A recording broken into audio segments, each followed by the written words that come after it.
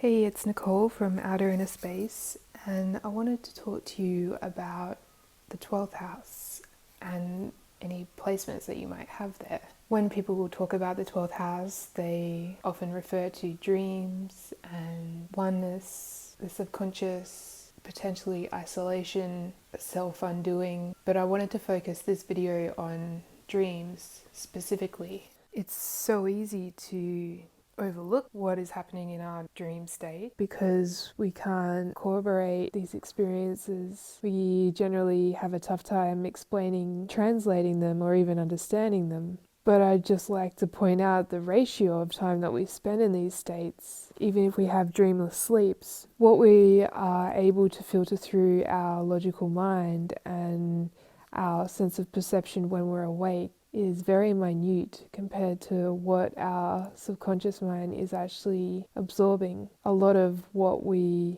do take in is based on the day prior and the day prior to that and the patterns that we establish. And so it's like looking through this straw in terms of narrow focus when really the focus is not just 360, but it's 360s, like it's an orb.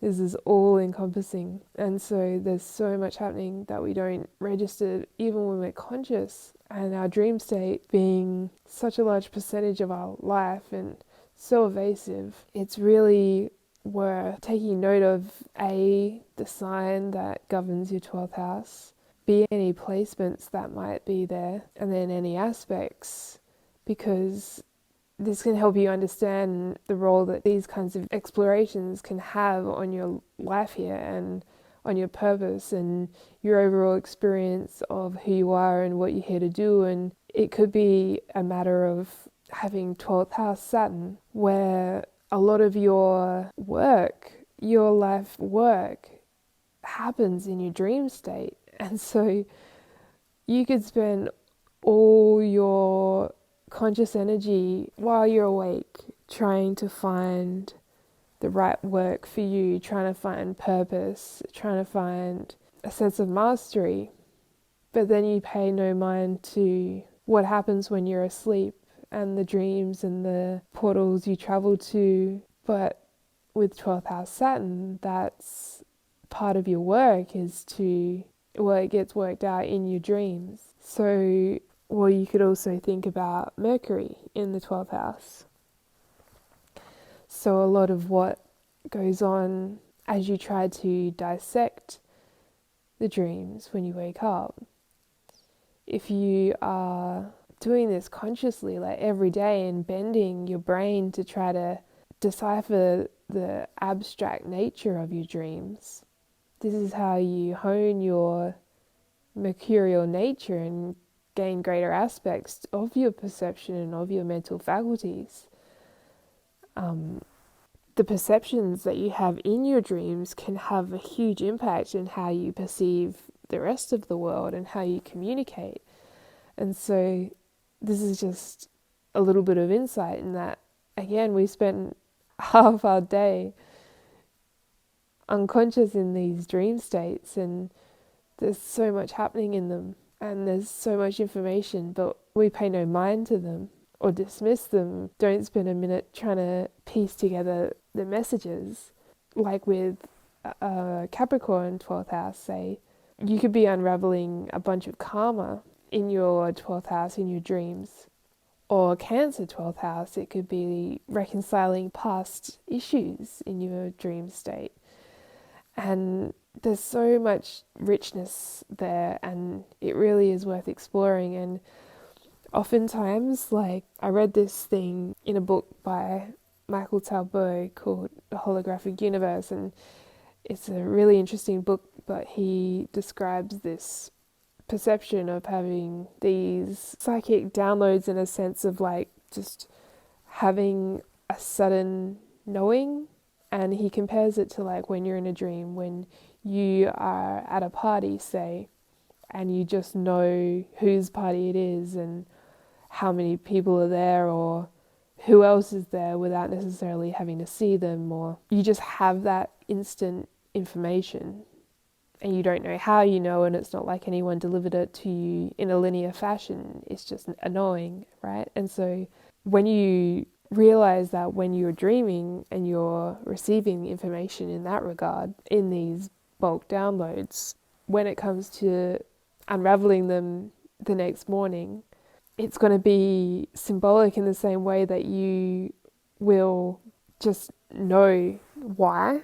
Like, it will be kind of subtext but an obvious message, and it's not about applying logic to it. It's about honing that 12th house abstract energy so that you can work out what it is trying to tell you.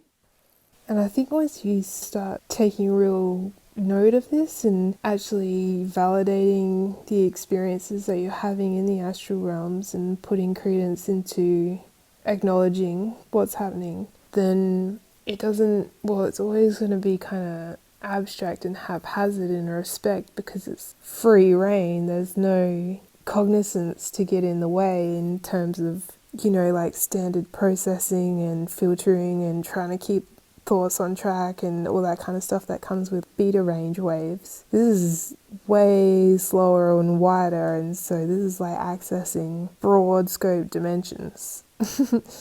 Like if you imagine the waves of high beta waves being like static and quick and close together and very fast, and then you think of theta delta waves, specifically delta when they're very large and spaced out, and it's a completely different frequency, and so it encompasses so much.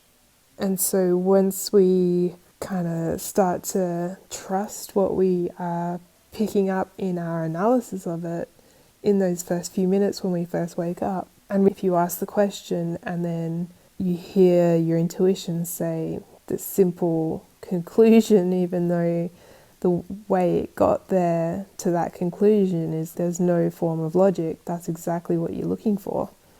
And you can really use it to navigate many parts of your life. A lot of it will remain a mystery because that's the nature of the 12th house, but there really is assistance there. And I just feel that if you have the intention to pay attention, then it's like working a muscle, and it will just become more refined and more rich and more potent and poignant as time goes on. And I would suggest that anyone who has 12th house placements to get a dedicated dream journal and just make note of whatever you can remember when you wake up, and really relish in those theta waves first thing in the morning. Like, do what you can to keep analog in those first 10 minutes after you wake up. Not forcefully trying to remember the dreams, but allowing the energy to linger and then taking note chunks.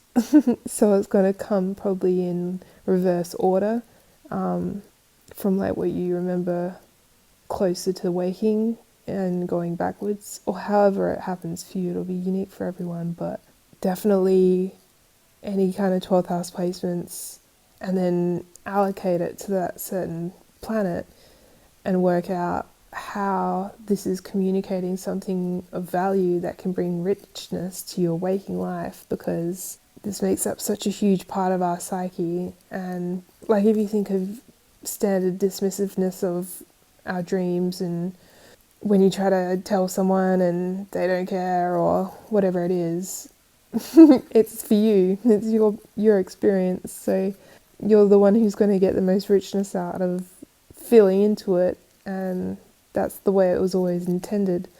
And so I hope this brought some light to your 12th house, and I hope you found some value in it, and that's all.